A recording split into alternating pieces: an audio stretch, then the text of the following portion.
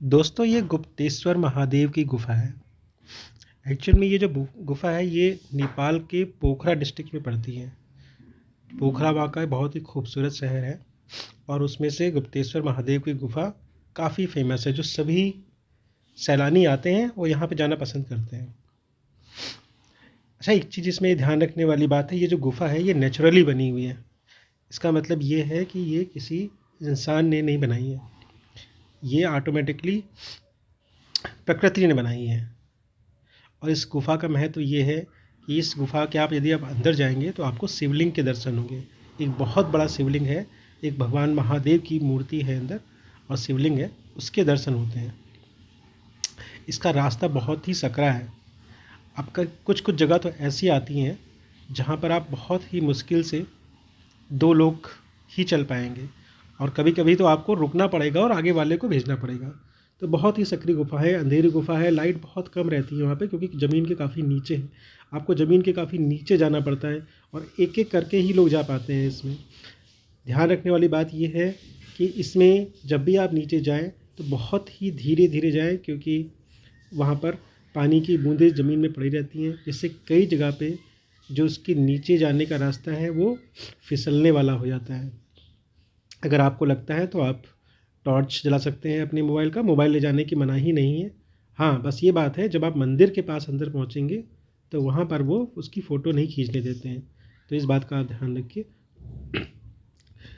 जब आप काफ़ी अंदर जब पहुँच जाएंगे, जब धीरे धीरे धीरे धीरे लाइन आगे बढ़ती जाएगी, आप ये मान के चलिए अंदर जाने से लेकर अंदर बाहर आने तक आपको कम से कम 45 मिनट से 1 घंटा लग जाएगा, अगर आप लगातार चलते जाते हैं तो।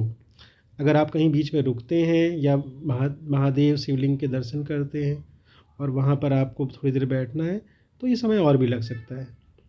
कई जगह पे जो जो गुफ़ा है उसके पत्थर काफ़ी नीचे झुके हुए हैं, तो आप अपना सिर बचाते हुए चलें, नहीं तो आपके सिर में चोट लग सकती है। क्योंकि ये गुफ़ा प्राकृतिक है और नेपाल की जो सरकार है वो ये मानती है कि इसमें कुछ भी चेंज करने से इसका जो ओरिजिनल स्वरूप है वो बदल जाएगा।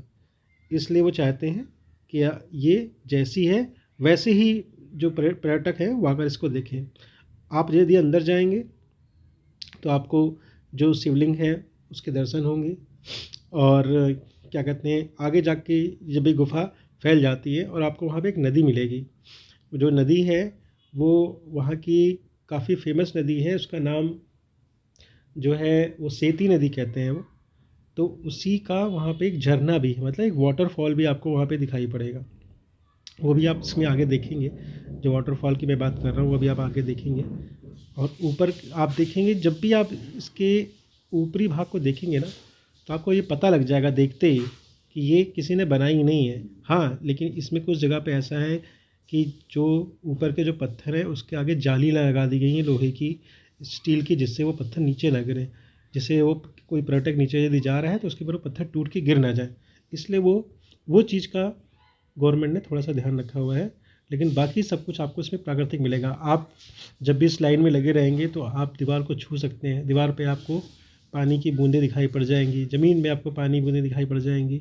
आप ये सोचिए, आप ज़मीन के कम से कम 100 से 150 फीट नीचे रहेंगे और कई लोग, जिन लोग को सांस की दिक्कत है, जिन लोग को अस्थमे की समस्या है या जो बहुत बुजुर्ग हैं, उनको कभी कभी वहाँ पे अनकंफर्टेबल फील हो सकता है, क्योंकि वहाँ पे ऑक्सीजन की कमी हो जाती है। ये देखिए, आपको वाटरफॉल अभी दिखाई पड़ रहा है, ये वाटरफॉल है, ये उसी नदी का वाटरफॉल है। ये बहुत दूर से आपको दिखाई पड़ता है, ये थोड़ा मैंने जूम किया हुआ है, नीचे आपको नदी दिखाई पड़ रही है।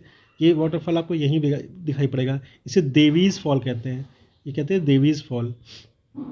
तो ये जो आपको पानी होता है वहाँ पे कहते हैं ये पानी दूध की तरह होता है, तो इसे कई जगह पे दुग्ध गंगा भी कहते हैं, मतलब दूध वाली गंगा। तो ये बहुत ही खूबसूरत है, मैं रिकमेंड करूँगा आप ज़रूर जाएँ और देखें इसको। धन्यवाद।